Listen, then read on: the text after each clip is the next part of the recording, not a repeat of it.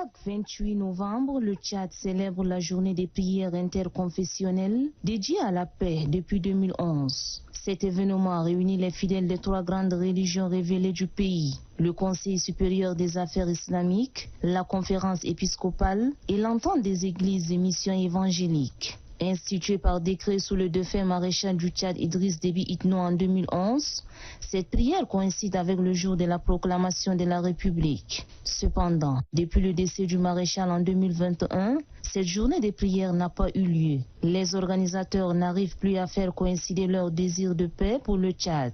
La question que l'on se pose est celle de savoir si cette prière a servi à pacifier les esprits au Tchad.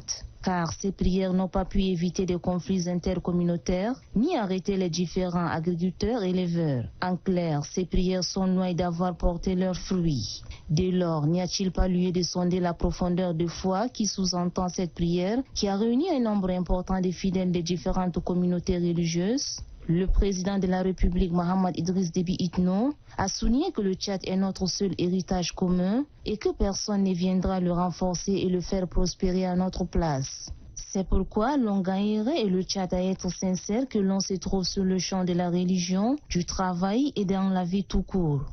Depuis 12 ans, la plateforme se réunit chaque année autour d'un grand rendez-vous, la journée des prières pour la paix, la cohabitation pacifique et la concorde nationale, mobilisant les fidèles et interpellant les différents acteurs de la scène politique à privilégier le dialogue pour consolider la paix au Tchad.